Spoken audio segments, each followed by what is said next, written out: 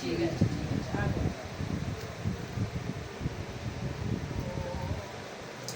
তোকে তো ষড়যন্ত্র করে বসানো হয়েছে। দিয়েছে উঠতে তো থাকি না কিভাবে কাজটা গেছে বলো।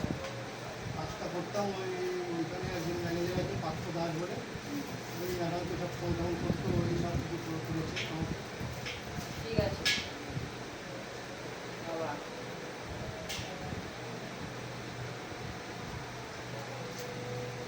কাজটা যাবার পিছনে হাত রয়েছে রে বেটা। হুট করে তোর বসে যাবার কারণ হচ্ছে পিছনে শত্রু রয়েছে। সেই শত্রুদের কারণে তোকে বসিয়ে দেওয়া হয়েছে। দেখো বাবা তুমি জিজ্ঞেস করো কত উত্তর দাও জিজ্ঞেস করো। কাজটা কি পাওয়া যাবে না? পাওয়ার জন্য তো অনেক চেষ্টা করছিস। বাবা বলে না আছে সে বসে অনেক চেষ্টা করছিস যাতে কাজটা আবার ফিরে পাস। না কাজ পেলে এটা তো চলবে না। পরিস্থিতি খুব খারাপ আর খুব মানসিক চিন্তায় ভুগছিস। আর রাতের ঘুম কেড়ে নেওয়া হয়েছে। রাতে ঘুমিয়ে আসে না। রাতের ঘুম কেড়ে নেওয়া হয়েছে, খাওয়া দাওয়া হচ্ছে না, প্রচুর টেনশন করছিস, মানসিক চাপ রয়েছে। আর কিভাবে যোগাযোগ করার চেষ্টা করছিস কিন্তু হচ্ছে না বেটা। কোনো উত্তরই নেই।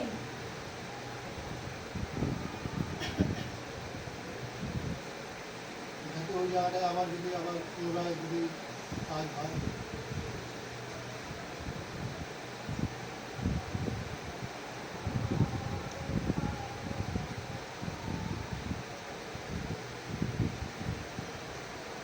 এক মহিলা আর এক পুরুষ রয়েছে, দুইজনের যোগাযোগের কারণে তো কাজটা বসে গেছে। ওই ওর নাম হচ্ছে প্রিয়াঙ্কা ম্যাডাম। তোর তো কাগজপত্র সব ঠিকই ছিল রে বেটা, সবই তো কোনো সমস্যাই ছিল না। হঠাৎ মাত্র তোকে বসিয়ে দেওয়া হয়েছে। এটা ষড়যন্ত্র করেই করেছে।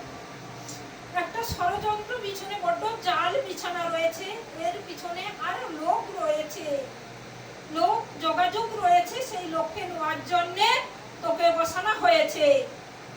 একটা লোক এসেছিল, আমার থাকাকালীন একটা লোক এসেছিল, ফোন নাম্বার নিয়েছিল, নামটা সব নিয়েছিল। বলে যাচ্ছে সবকিছু জানতে জানতে তোর কাজটা ওরা ছাড়িয়ে দিল। আজকে কি আর পাওয়া যাবে? অনেকটা চিন্তার বিষয় বেটা। তোর কষ্টে কিন্তু ওরা লোক যোগাযোগ করে নিয়েছে। হ্যাঁ, লোক নিয়েছে।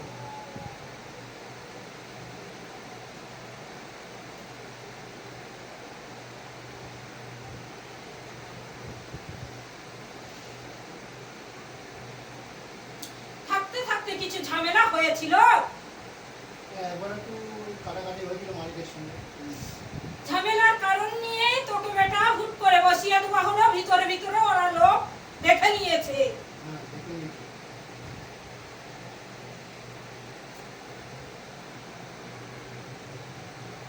এখন চাইছিস বেটা আবার যেতে, কিন্তু ইচ্ছা করলে তোকেও রাখতে পারে, কিন্তু সেরকম ওরা গ্রাহ্য করছে না।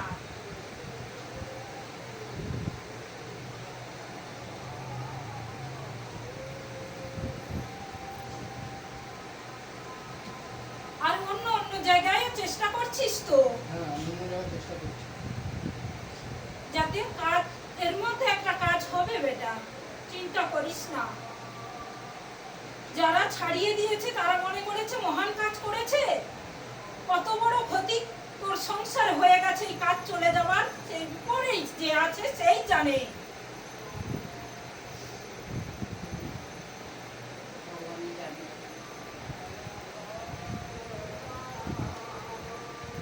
টেনশন করিস না বেটা, কাজ পাবি, ভালো কাজই পাবি।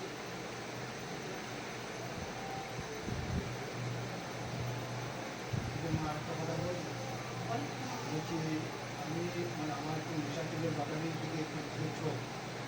আমি একদিন দুদিন বাদে বাদে লটারি কাটি, কিন্তু আমার প্রাইজ হচ্ছে না। সমস্যা রয়েছে, বাধা রয়েছে, তার কারণে ছোটখাটো হয়, ছোটখাটো হয়, বড় প্রায় কিন্তু বড় প্রাইজ কিছুই লাগছে না।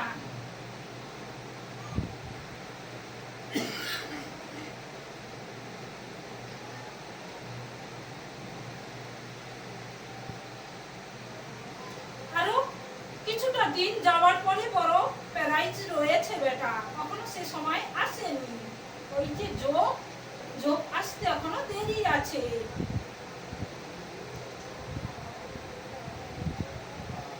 যেমন বাড়ির দিকে মা অসুস্থ শয্যা, আমার দু ভাই, এক ভাই আমার বাবার চাকরিটা করে, আলাদা বাড়ি করেছে, আর এই বাড়িটা আমার নামে এখনো লিখে দিচ্ছে না।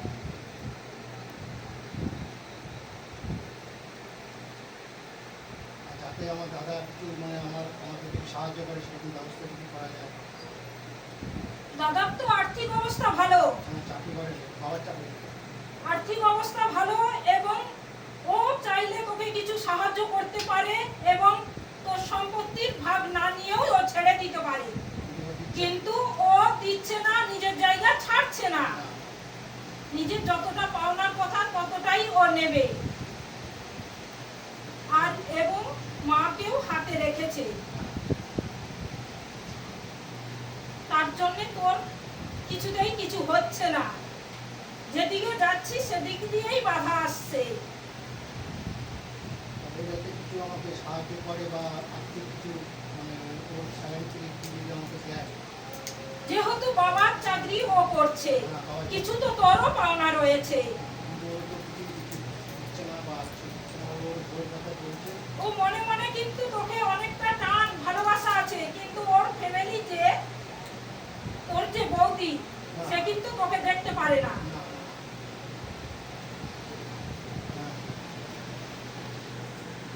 যে ও যেভাবে চলছে চলুক, কেন তোমায় দিতে হবে, কেন ওই সংসারটা আনতে হবে? ওর কথা হচ্ছে ওটাই। এই কথাই বলে।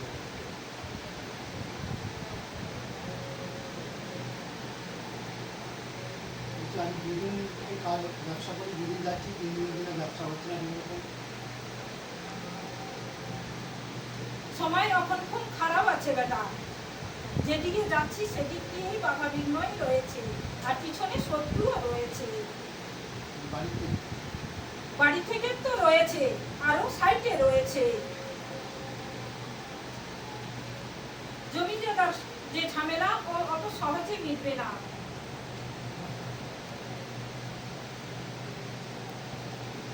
এবং যা বাধা বিঘ্ন রয়েছে তার জন্য কিছু জিনিস ক্রিয়া করতে হবে।